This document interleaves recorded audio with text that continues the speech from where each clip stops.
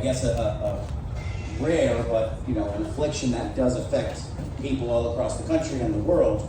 And the opportunity for it is a fatal disease, and there is a chance to save the young man's life or anybody with this fatal disease if they find a bone marrow match. So there's an organization called Be the Match where you can register and find out if you're a match for Jax or someone else that is in need. Yeah, it only take 2-3 seconds. So Jaron did it. Unfortunately, Black and Latino Americans under-index in this registry, and you need to be, if you have Latin blood, Latino blood, or Black blood, you need that.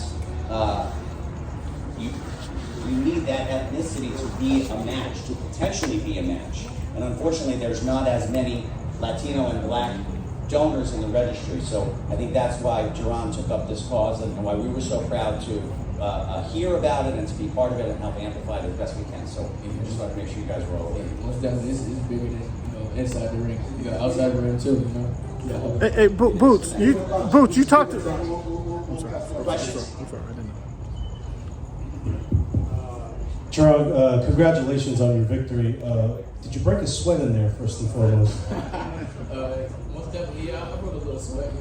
I was just getting things like that. Again, the narrative is you don't go past the 6. You finished him in 2. Did you want to get more work today? I mean, at the end of the day, like I always say, I'm still like a rivalry, and I really, what I'm saying, I'm not.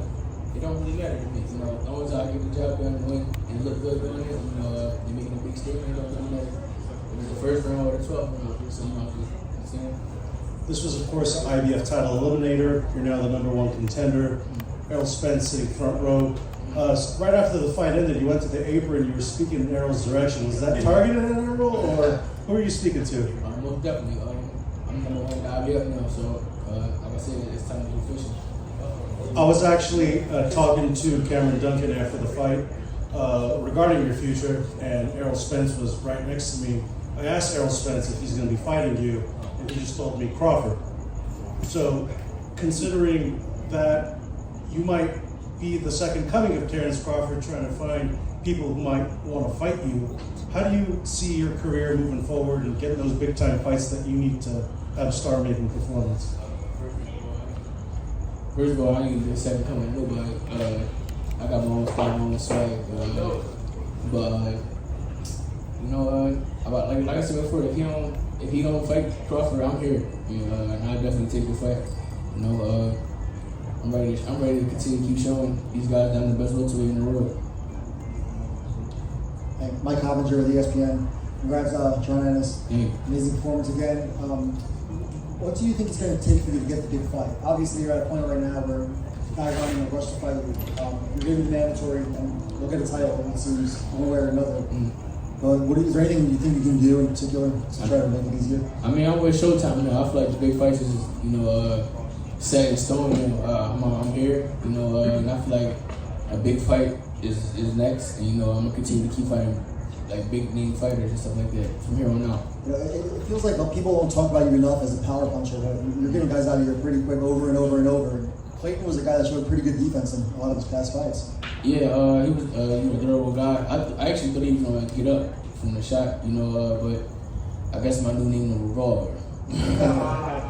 So it's shots. Should you be listed as one of the biggest punchers in boxing? If y'all want to, I mean, it speaks for itself, like my knockout percentage. Did you get it, Pop? I got it. There we go. I got it. Everybody else keep.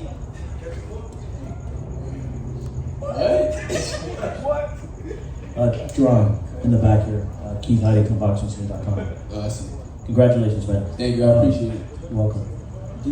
How do you expect it to be now moving forward in that you're the mandatory, but Spence is obviously going to fight Crawford, or expected to fight Crawford next. And most people are not going to want to fight you after what they saw again tonight. How do you expect to get opponents to get into the ring with you after what you did to them? Like I said before, I got Showtime behind me. I feel like we can get these big name fights and as long as the money talk, I think they're gonna get in that ring. So we'll see. You know. Tell him, Bozy. Yeah. Oh, I got something to say. Go ahead. Talk to Stephen. He was saying if we don't get the title shot, Spence, we probably fight Thurman.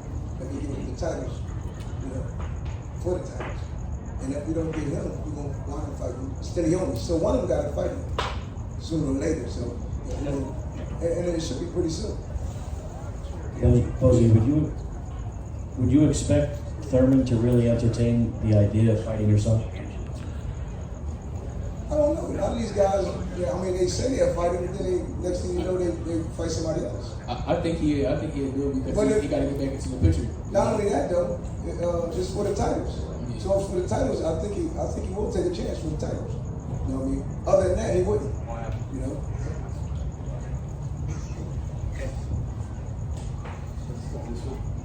Sure. Thank you, Ken. I'm sure he might be. Let's go with James Bennett. All right, Boots. So Before the fight, he said, you know, we'll wait until after the fight to talk about, you know, you having that title shot. Now you done took care of business. Pretty much was like easy work. So, like, what is it now? Like you said, Coach Bozy said, like it's either Thurman or Stanionis for the titles. But like you said, it really doesn't matter, don't it? yeah, it don't really matter who it is. I just want to continue to put on great shows and build my legacy, and win these belts and go ahead and go up to 54. So I want to get all the belts at 47 and go to 54. So let's get it. Hey Boots, Cam Buford here, voice of the fans by way of LA News Observer. The other day you talked about giving back to your community and being an example and giving back to your kids. Would you speak further? I walked in kind of halfway through the story about you working with the young boy, but will you speak about why that is still and so important to you? With the kids? Either one, both of them. I think that's just a great example. Right. The story working with the boys is just a great example, but working with the kids overall, I think that speaks volumes about you as a person. Oh yeah, most definitely. My dad got a couple of young fighters. L got a couple young fighters. Shawn got a couple young fighters. And they in tournaments, and some of them pro. And they look up to me and stuff like that. So I do my part is being around and motivating them and trying to get them to get to the next level and try to better them. So on Monday I'll be back in the gym. I'll probably train and help the kids out, give them pad work. Working a few things with them, and that's about it. And boxing is my life. Also, you said how dynamic you wanted to be tonight. Were you as dynamic as you wanted to be? And then looking into when you go back into the gym, what's something that you want to work on? I really was just getting into my groove, so I can't really say. I gotta go back and watch it and see, but when I go back to the gym, just continue to keep working on everything, and that's you never can stop learning. So I feel like I'm gonna continue to keep being Greek, keep working on different things and trying to better my career, take my career to the next level. Muhammad Mubarak with the Electronic Urban Report. I want to ask you, did you know much about this opponent that you were fighting tonight, and what particular strategy came to your mind when you first got into the ring? Like I said before, I don't watch film on guys that I fight unless I seen them fight before. But yeah, I let my team do that. Look at the guys that I'm fighting, and I focus on listening to them and sticking to the game plan. So that's about it. Well, you had a reason for fighting this particular guy. No, that's who they lined me up to fight. I didn't pick him. Oh yeah. Jaron, you had a RIP Grandma Lud on the back of your trunk. So can you tell us what that was about? Oh yeah, my grandma passed away about 2 years ago. Man, it was May 7th, so 2 years in a week. So my grandma passed away, and that's my dad's mom, and that was everything.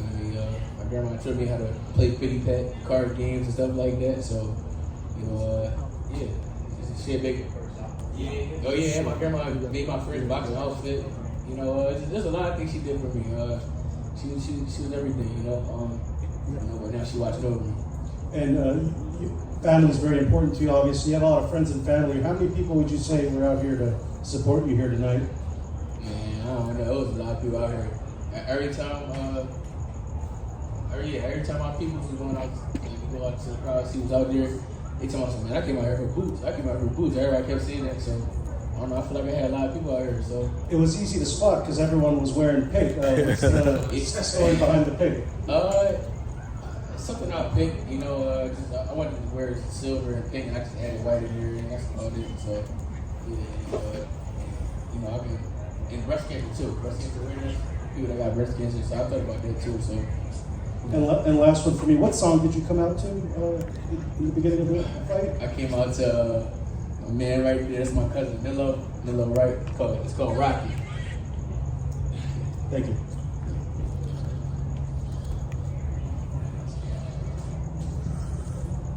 Stephen Gudeno, Clearwater Sports. Congrats, Ennis. People at the press conference were asking you on paper this was your toughest opponent. What do you think it says that he didn't meet the first bell? I mean, every time I fight somebody, they always say it's the toughest fight, and I go in there and I make it look easier. And they be like, I'm supposed to do that. At the end of the day, I just, like I said, I go in there and do me, and I don't hear what people say. Yeah, I can fight the Incredible Hulk, and I knock the Incredible Hulk out. They're gonna like, he's supposed to do that. So at the end of the day, I'm just keep doing my job, keep doing me, you know. When you landed the shot, did you know it was over? Did you feel it when it landed in your hand that you knew that it was gonna keep going? I mean, I was setting it up, but when I set it up and I touched it with the jail first, I seen he was going to the side, so I just tried to, bring it down. And I thought he was going to get up, and I thought I guess he was hurt, but what can I do? As long as I came up victorious. Lastly, I talked to your dad after, and he said he wants more rounds, but I mean, it's a good problem to have, right? That you're not getting them? I mean, like I always say, we train for 15 rounds in the gym. We train hard. I train 4 minute rounds. I've been sparring 12, 13 rounds, 3, 4 different guys. Super middleweights, light heavyweights, 60 pounders, 54. I was in great shape. I could have did that all night long. I'm always, like I said, I'm always in shape. I'm always ready. Yeah. As long as these dudes wait for us. Hey, Boots, thank you.